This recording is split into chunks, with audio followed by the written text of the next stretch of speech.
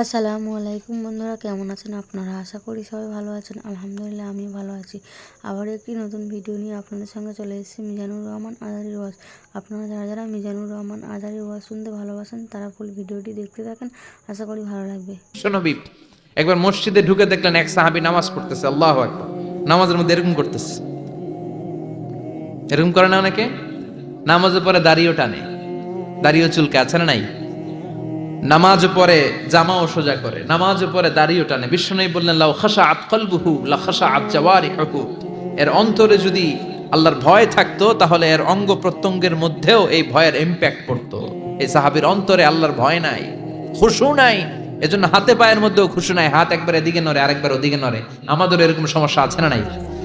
বিশ্বনবী বললেন তোমাদের যদি খুশু খুদু নামাজের মধ্যে বাড়াতে মনে চায়, নামাজের মুসল্লায় দাঁড়িয়ে হৃদয়টারে যদি আল্লাহর আরশে পাঠিয়ে দিতে মনে চায়, তাহলে নামাজের মুসল্লায় যখন দাঁড়াবা মনে করবা এটাই হতে পারে জীবনের শেষ নামাজ। 5টা টিপস দিব আপনাদের মনোযোগ বাড়ানোর জন্য। 5টা। কয়টা? নামাজে মনোযোগায়ন কিভাবে করবেন 5টা টিপস খেয়াল করে রাখেন, কিভাবে নামাজের মনোযোগ বৃদ্ধি করবেন। টিপস নাম্বার 1, সল্লু সলাতান মুআদ্দিয়া, বিদায়ী নামাজ পড়বেন। মনে করবেন হতে পারে আজকের এই নামাজটাই আমার জীবনের শেষ নামাজ। এখন বাজে 10:30, আপনাকে বলা হলো আজ রাত 1টার দিকে আপনার জীবনের হায়াত ফুরিয়ে যাবে, চলে যাওয়া লাগবে না আমাদের? থাকতে পারবো আমরা? চলে যাওয়া লাগবে। রাত 1টায় মালাকুল মউত চলে এসে রূহ কবজ করে নিয়ে যাবে। আর 1.5 ঘন্টা আপনার হাতে সময়। এই 1.5 ঘন্টায় আপনি নামাজ রোজা যা পারেন করে নেন, আপনার হুঁশ থাকবে? কথা কন। 1.5 ঘন্টা পরে আপনার মরণ। আপনি তাড়াতাড়ি করে ওযু করে আসবেন, যায় নামাজে দাঁড়াবেন, মনে মনে ভাববেন আজকে জনমের মতো মাফ চামু আল্লাহর কাছে, আকাম কুকাম যা করছি সব কাইন্দা একেবারে মাফ করায় ফেলাম আল্লাহর কাছে, ঠিক কি না? সেদিন আপনি ওযু করবেন চমৎকার ভাবে পাঞ্জাবিটা পরে, আতর মেখে, টুপিটা পরে মুসল্লার মধ্যে দাঁড়িয়ে আল্লাহু আকবার বলে নামাজ শুরু করবেন। ওই দিনের নামাজে আপনার কোনো তাড়াহুড়ো নাই। আছে? আজীবন তাড়াহুড়ো করছেন, কিন্তু ওই দিন আপনার তাড়াহুড়ো নাই। ওই দিনের রুকুটা আপনার জীবনের শ্রেষ্ঠতম রুকু হয়ে যাবে। ওই দিনের সেজদাটা আপনার জীবনের শ্রেষ্ঠতম সেজদা হয়ে যাবে। ওই দিন আপনি সেজদায় পড়ে চোখের পানি দিয়ে জায়নামাজ ভিজিয়ে দিবেন না? কথা বলেন, দেবেন না?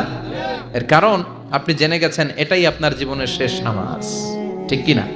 তো এই যে প্রত্যেক নামাজের সময় মসজিদে যে আল্লাহু আকবার বলে যে দাঁড়াই, এই নামাজের পরে আবার কোন নামাজের চান্স আমি জীবনে পাবো কিনা কোনো গ্যারান্টি আছে? চিল্লায় বলতে হবে, গ্যারান্টি আছে? আরো 30 মিনিট আমরা সবাই বেঁচে থাকবো, গ্যারান্টি? আরো 10 মিনিট বাঁচবো, গ্যারান্টি? শ্বাস যেটা ভিতরে নিলাম ফেলতে পারবো, কোনো গ্যারান্টি আছে? তাহলে প্রতিটা নামাজের সময় আমরা এই কথাটা ভাবি না কেন যে হতে পারে এই নামাজটাই আমার জীবনের শেষ নামাজ, হতে পারে আজকের এই সেজদাটা আমার জীবনের শেষ সেজদা। চিল্লায় বলেন ঠিক কি না? বিশ্বনবী শিখায় দিলেন মনোযোগায়নের প্রথম পদ্ধতি। নামাজে মনোযোগ থাকে না, মনোযোগ যদি বাড়াতে চাও ভাবো এটাই হতে পারে জীবনের শেষ নামাজ। সল্লু সালাতান মুআদ্দিয়া, পারফর্ম দ্য সালাহ as if this is your last and final prayer. এমন ভাবে নামাজ পড়ো মনে করো এটাই হতে পারে জীবনের শেষ নামাজ। আজকে থেকে প্রত্যেকবার আল্লাহু আকবার বলার সময় এটা ভাবতে পারবো না আমরা যে হতে পারে এই নামাজটা আমার শেষ নামাজ? এই চিন্তাটা মাথার মধ্যে রাখার দরকার আছে না নাই? সাইয়েদনা আলী রাদিয়াল্লাহু তাআলা আনহু, উনি যখন নামাজে দাঁড়াতেন দিন দুনিয়ার হুঁশ থাকতো না। উনার পায়ের মধ্যে জিহাদের ময়দানে তীর ঢুকেছে। তীর বের করতে গেলেই চিৎকার মারে, কাউরে তীর ধরতে দেয় না। বিশ্বনবী বললেন বেলাল আকিমিস সালাহ, নামাজের একামত দাও। নামাজ শুরু করার আগে এক সাহাবীরে বললেন নামাজের মাঝখান দিয়ে যে তুমি আলীর পা থেকে টেনে তীর বের করবে, কারণ আমি জানি আমার মেয়ের জামাই আলী যখন নামাজের যায় নামাজে দাঁড়ায় দিন দুনিয়ার কোনো হুঁশ আলীর আর থাকে না। একামত হলো আল্লাহু আকবার, আল্লাহু আকবার। বিশ্বনবী নামাজ শুরু করলেন, রুকু দিলেন, সিজদা দিলেন। দ্বিতীয় রাকাতের জন্য যখন দাঁড়ালেন, বিশ্বনবীর কথা মতো এই সাহাবী যে কাতারের মাঝখানে সাইয়েদনা আলীর পা থেকে গায়ে যত জোর ছিল টান মেরে তীর বের করেছে, ফিনকে দিয়ে রক্ত বের হয়েছে। সাইয়েদনা আলী মুহূর্তের জন্য টের পায় নাই। নামাজ শেষ, সালাম ফিরালেন, তাকিয়ে দেখে পায়ে তীর নাই, চারদিকে শুধু রক্তের বন্যা। বিশ্বনবী বললেন, ও আলী, চিন্তা করো না, আমার কথা মতো এক সাহাবী তোমার পা থেকে তীর বের করেছে। আমি জানি যখন তুমি নামাজের মুসল্লায় দাঁড়িয়ে যাও, তোমার মনটা দুনিয়ায় থাকে না, তোমার মনটা আল্লাহর আরশের দিকে চলে যায়। তোমার নামাজের মধ্যে খুশু খুদু এত বেড়ে যায়, আখিরাতের কথা এত তোমার স্মরণ হয়ে যায়, নামাজের মধ্যে তোমার পায়ের তীর টেনে বের করেছে, এক সেকেন্ডের জন্যও তুমি টের পাও নাই রে আলী। সুবহানাল্লাহ। উনি মনে করতেন এটাই জীবনের শেষ নামাজ। সাহাবারা যখন মরুভূমিতে নামাজ পড়তে দাঁড়াতেন, আকাশের পাখিগুলো এসে সাহাবাদের মাথার মধ্যে বসে যেত। মরুভূমির পাখিগুলো মনে করতে এগুলো খেজুর গাছ। কি মনে করে বসতো? কথা বলে না, জোরে কন। আছে, এলাকা আছে খেজুরের রস হয়? হ্যাঁ, হইছে? খাইছেন? পাখিগুলো মনে করতে এগুলো খেজুর গাছ, কারণ সাহাবারা নড়ে না, চড়ে না, ডানে বায়ে তাকায় না। খেজুর গাছ যেদিন ঠায় দাঁড়িয়ে থাকে, সাহাবারা ঠায় দাঁড়িয়ে থেকে নামাজ পড়তেন। চিল্লায় এখন আল্লাহু আকবার। তাহলে মনোযোগ বৃদ্ধির এক নাম্বার পদ্ধতি, মুসল্লায় যখন দাঁড়াবো ভাববো এটাই আমার জীবনের শেষ নামাজ, এরপরে হয়তো নামাজের সুযোগ নাও পেতে পারি, ঠিক কিনা? দুই নাম্বার পদ্ধতি হলো নামাজের মধ্যে আহকাম এবং আরকান গুলো ধীরস্থির ভাবে আদায় করতে হবে, তাড়াহুড়ো নামাজের মধ্যে করা যাবে না। আমাদের হানাফি মাযহাবে তা'দিলুল আরকান এটা ওয়াজিব। রুকুনগুলো আদায় করার সময় ধীরস্থির ভাবে আদায় করা, এটা হানাফি মাযহাবে কি ওয়াজিব? চিল্লায় বলেন, এটা কি ওয়াজিব? তরক করলে কি করতে হয়? হ্যাঁ, সহু সেজদা দিতে হয়। কিন্তু অন্যান্য মাযহাবে এটা ফরজ, এটা বাদ দিলে আপনার নামাজই হবে না, তাড়াহুড়ো করলে নামাজই হবে না। বিশ্বনবী দেখলেন মসজিদে নববীতে এক সাহাবী নামাজ পড়ে, নামাজ শেষে নবীর কাছে আসলে বিশ্বনবী বললেন, সল্লি ফা ইন্নাকা লাম তুসল্লি, নামাজ পড়ো কারণ তোমার নামাজ হয় নাই। সাহাবী আবার বললেন, আবার আসলেন, বিশ্বনবী বললেন, সল্লি ফা ইন্নাকা লাম তুসল্লি, নামাজ পড়ো তোমার নামাজ হয় নাই। সাহাবী আবার নামাজ পড়ে আবার নবীর কাছে আসলেন, বিশ্বনবী বললেন, সল্লি ফা ইন্নাকা লাম তুসল্লি, নামাজ পড়ো নামাজ হয় নাই। এবার সাহাবী এসে বলে, ও নবী, তিনবার পড়লাম, নামাজ আমার হয় না, এর চেয়ে ভালো নামাজ আমি পড়তে জানি না। বিশ্বনবী বললেন, তাহলে আসো আমি শিখাইয়া দেই। যখন নামাজে দাঁড়াবা ধীরস্থির ভাবে দাঁড়াবা, রুকুতে যখন যাবা পিঠটারে টান টান করে সোজা করে দিবা। বিশ্বনবী যখন রুকু দিতেন, বিশ্বনবীর পিঠটা একেবারে স্ট্রেট ফরওয়ার্ড। সাহাবারা বলতেন, বিশ্বনবীর রুকু দেওয়া পিঠের উপরে যদি পানি ভর্তি একটা গ্লাস রেখে দেওয়া হয়, পানিগুলা কাঁপবে না, গ্লাসটাও পড়বে না। সুবহানাল্লাহ। তার মানে বিশ্বনবীর রুকুর পিঠটা কেমন ছিল? Straight forward. বিশ্বনবী বলেন, রুকু থেকে দাঁড়াবা ধীরস্থির ভাবে দাঁড়াও, আবার সেজদায় গেলে ধীরস্থির ভাবে যাও। আমাদের দেশে অনেকে রুকু থেকে কোন রকম মাথাটা তুলে আবার সেজদায় দৌড় মারে, আছে না নাই? লক্ষ্মীপুরে নাই, এদিকেও আছে। দুই সেজদার মাঝখানে ধীরস্থির ভাবে বসা হচ্ছে ওয়াজিব। অনেকে এক সেজদা থেকে কোন রকম মাথাটা একটু উপরের দিকে উঠিয়ে আরেক সেজদায় মুরগির মতো ঠোকর মারে, এরকম তো এদিকে নাই না? আবার অনেকে ইমাম সাহেবের আগে দৌড় মারে, আছে না নাই? ইমাম সাহেব সামি আল্লাহু লিমান হামিদা বলে দাঁড়াইছে, ওনার আর সহ্য হয় না, উনি আগে সেজদা দিবে, কিন্তু ইমামের আগেও যাইতে পারে না, মাঝখানে যাইয়া হ্যাং হয়ে থাকে, আছে না নাই? মোবাইল মাঝে মাঝে হ্যাং হয় না, মানে সামনেও যায় না পিছনেও যায় না। তো ওনারাও ইমামের আগে সেজদায় যাবে, তো ইমাম যাইতে পারে না, উনিও যেতে পারে না, মাঝ অবস্থায় যায় কি হয়? হ্যাং। হ্যাং হইবেন আপনারা? হ্যাং হওয়া যাবে না। তাহলে মনোযোগ বাড়ানোর দুই নাম্বার পদ্ধতি হচ্ছে কি করবেন? ধীরস্থির ভাবে। There is no rushing in salah, there is no hastiness in salah। নামাজের মধ্যে কোনো তাড়াহুড়ো নাই, তাড়াহুড়ো করলে এটা নামাজ হয় না। এমনকি নামাজের দিকে বিশ্বনবী তাড়াহুড়ো করে যেতেও নিষেধ করেছেন। ইদা উকিমাতিস সালাহ, নামাজ যখন শুরু হয়ে যাবে ধীরস্থির ভাবে যাবেন, তাড়াহুড়ো করে যাওয়া যাবে না। তিন নাম্বার পদ্ধতি, জামাতে পড়বেন, তাহলে মনোযোগ বাড়ায় দিবে কে?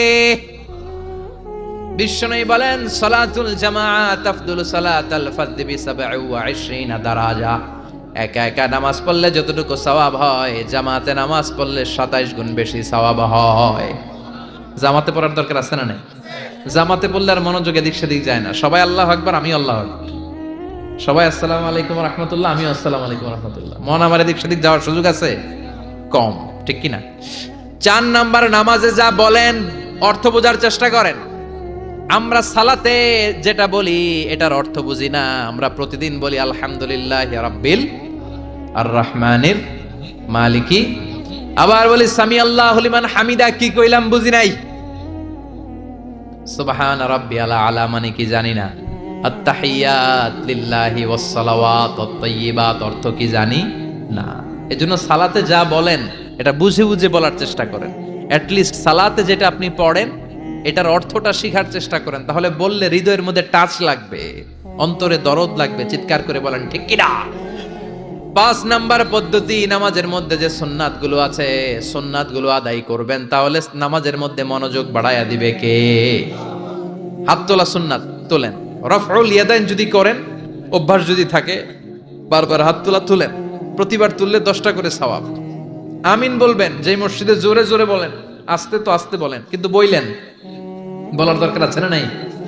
বিশ্বনবী বললেন ইদা আম্মানাল ইমাম আমিনু, ইমাম যখন আমিন বলে তোমরাও আমিন বলো, কারণ তোমরাও যখন আমিন বলো ফেরেশতারাও আমিন বলে।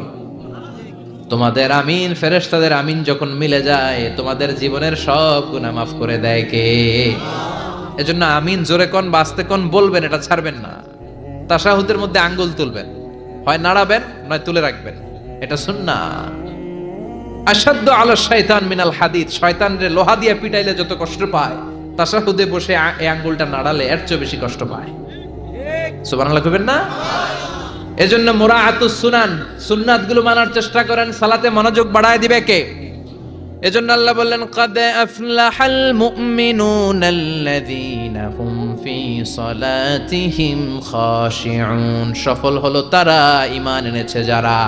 আর ঈমানদারের প্রথম বৈশিষ্ট্য আল্লাযীনা হুম ফি সালাতিহিম খাশিউন, নামাজের মধ্যে মুসল্লির অন্তরে ভয় থাকবে কার? মনে থাকবে খুশু খুদু, এটার বলে হুজুরুল কলব, অন্তরটারে ধরে রাখতে হবে। 2 নম্বর আল্লাহ বললেন ওয়াল্লাযীনা হুম আনিল লাগবি মুরিদুন, মুমিন বান্দার 2 নম্বর গুণ অনর্থক কাজ থেকে তারা দূরে থাকে। অনর্থক কোনো বিষয়ের দিকে মুমিন কখনো যায়, লাগবুন মানে অনর্থক বিষয়, মুরিদুন তারা মুখ ফিরিয়ে নেয়। অনর্থক কোনো কাজে মুমিন যায়, যেই কাজে সওয়াব নাই ওই কাজ মুমিন করে, যেই কাজে গুনাহ হয় ওই কাজে যাওয়া যাবে? কথা বলেন। মুমিন যাবে ওই কাজে যেই কাজ করলে মানবতার কল্যাণ আছে না নাই? মুমিন করবে ওই কাজ যেই কাজ করলে আমলনামাটারে সওয়াব দিয়ে পূর্ণ করে দিবে কে? এজন্য বিশ্বনবী বলতেন মিন হুসনি ইসলামিল মারই তারকুহু মা লা ইয়ানি, ব্যক্তির ইসলামের সৌন্দর্য হলো ব্যক্তি তার জীবন থেকে অনর্থক সব কাজ বের করে দিবে। যাই করবেন অর্থবোধক হইতে হবে। অনর্থক কোনো কাজ করা যাবে? কথা কন। আপনি যেটা বলবেন এটার যেন অর্থ থাকে, আপনি যেটা করবেন এটার যেন অর্থ থাকে। আপনি যে অর্থটা খরচ করবেন, সম্পদ খরচ করবেন, এটাও অনর্থক অপ্রয়োজনে খরচ করা যাবে? অপ্রয়োজনে কোনো কাজ করা যাবে? কারণ মুমিন জানে মুমিনের মুখ দিয়ে যেটাই বের হয় এটা লেখার জন্য ফেরেশতা আছে না নাই? কিরামান কাতিবিনা ইয়ালামুনা মা তাফআলুন,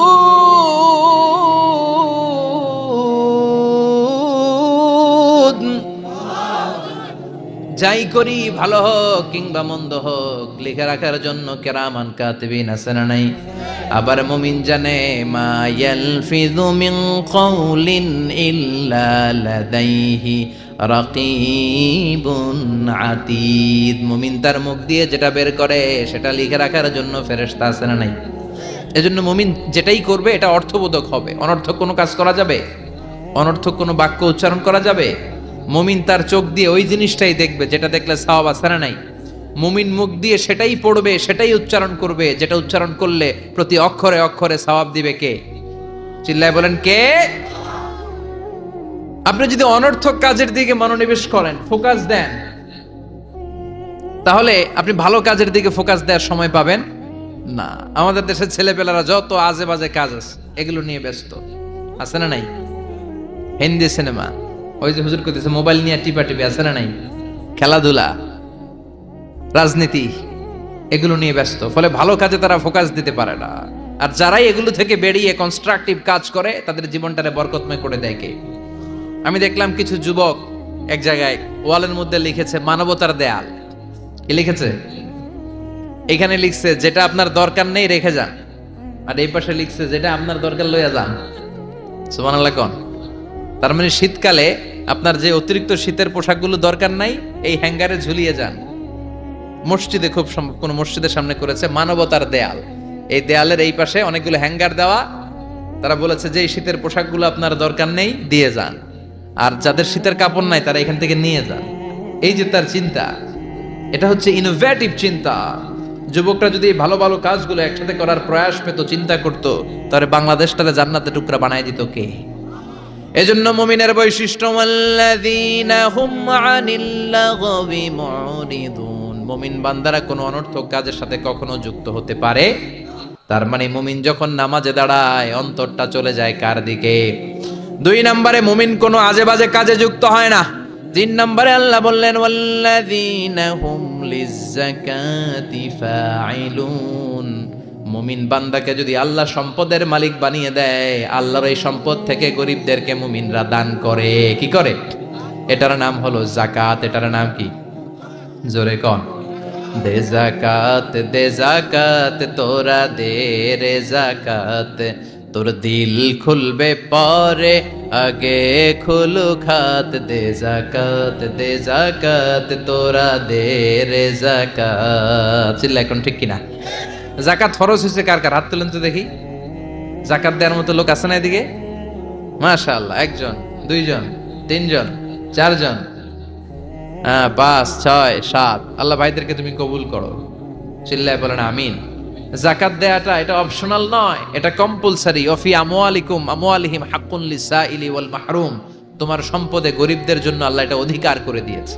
যিনি যাকাত দেয় তার জন্য দেয়া ফরজ, আর যিনি যাকাত নেয়, যাকাত নেয়া কি তার জন্য ফরজ? কথা কোন। তাহলে সে আপনার কাছ থেকে যাকাত নিয়ে আপনাকে ফরজ কাজটা করার ক্ষেত্রে সহযোগিতা করেছে, আপনি কোনো করুণা তারে করেন নাই। চিল্লায় বলেন ঠিক কিনা? আবার আল্লাহ বলেন যাকাত দিবি না কেন? টাকা কি তোর নাকি? ওয়া মিম্মা রাযাকনাহুম ইউনফিকুন, আমি যেটা রিজিক হিসেবে দিছি ওইখান থেকে দে। সম্পদের মালিক আমি বানিয়েছি, অর্থ সম্পদ আমি আল্লাহ দিয়েছি, আবার আমি আল্লাহ আদেশ করেছি দেওয়ার জন্য। ঠিক কিনা? ইসলাম চায় না রাস্তার এক পাশে 5 তলা আরেক পাশে গাছতলা। ইসলাম চায় সম্পদের সমানভাবে তারল্য।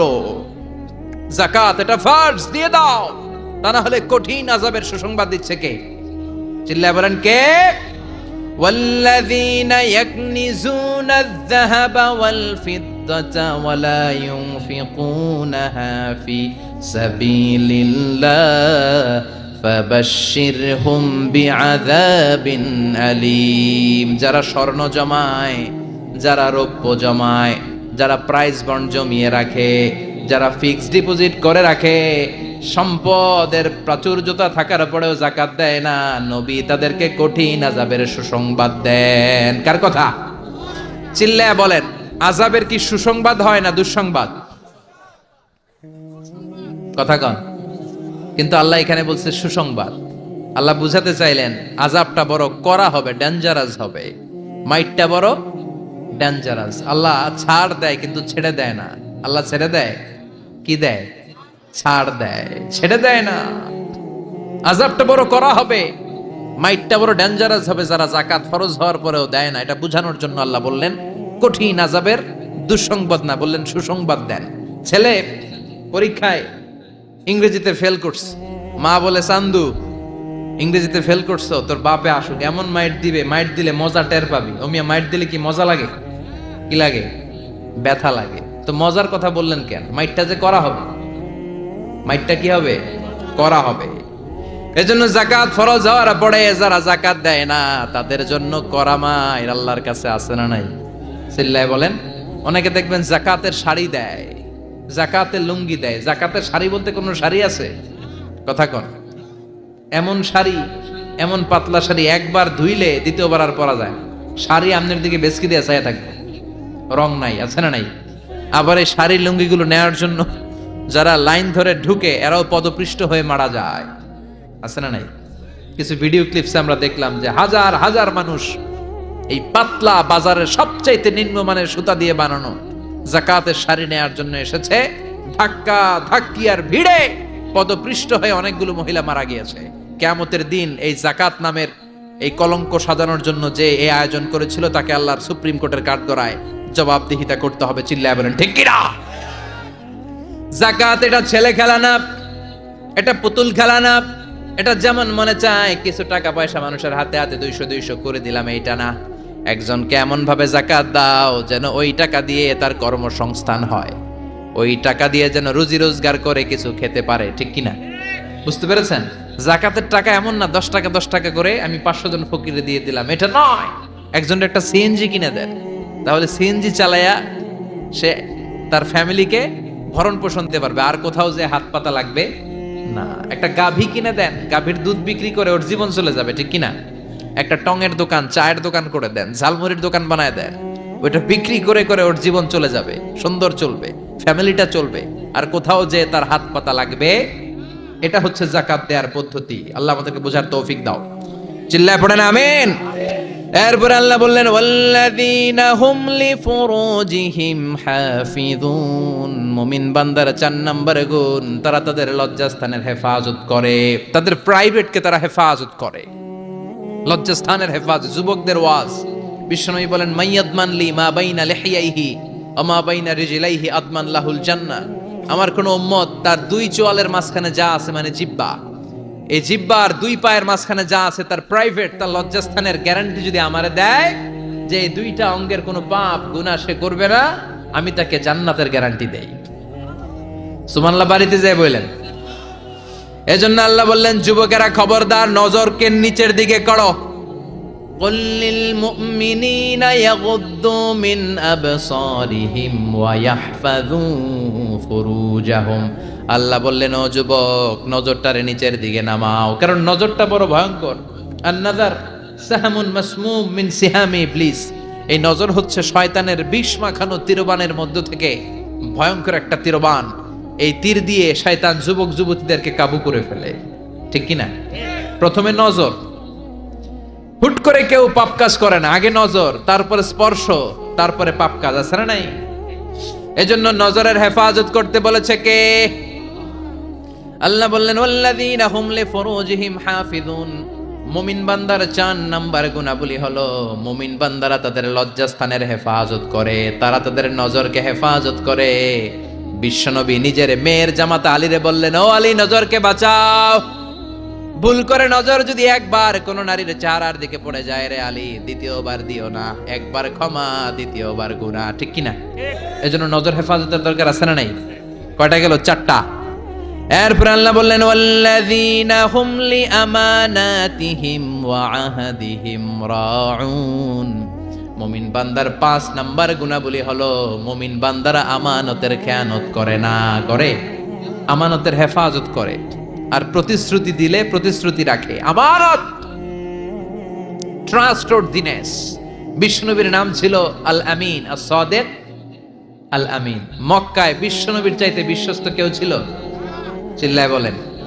সবাই এসে বিশ্বনবীর কাছে আমানত রেখে যেত। দল করতো আবু জাহেলের, দল করে কার? আমানত রাখে কার কাছে? সুবহানাল্লাহ কইবেন না?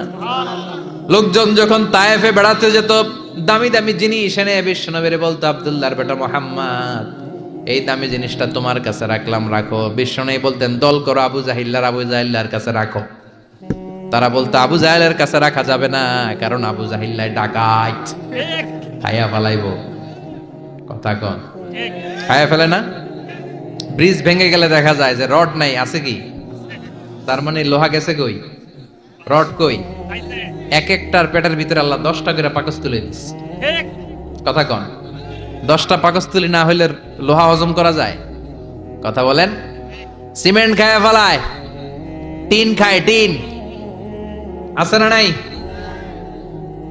পারলে পুরা দেশটা খায়া ফেলায়। ওই যে কয় শেয়ার বাজার খায়া ফেলায়, আছে না নাই? হলমার্ক খায়া ফেলায়, দেশটারে খায়া ফেলায়, আছে না নাই? আমানতের খেয়ানত করা যাবে না।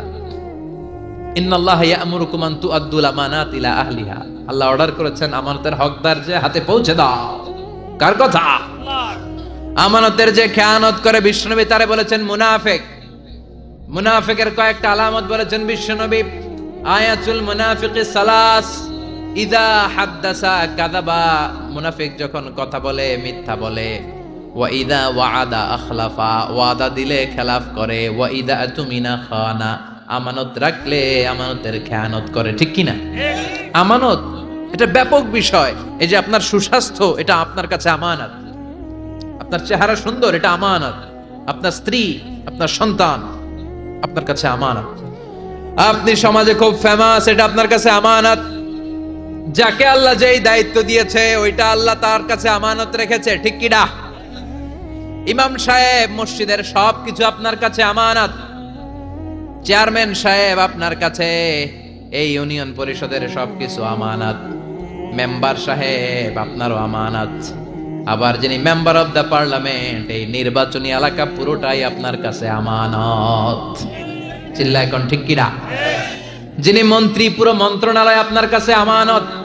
47 সদস্যের বিশাল বহর নিয়ে মন্ত্রণালয় করা হলো, তাদের কাছে বাংলাদেশটা আমানত।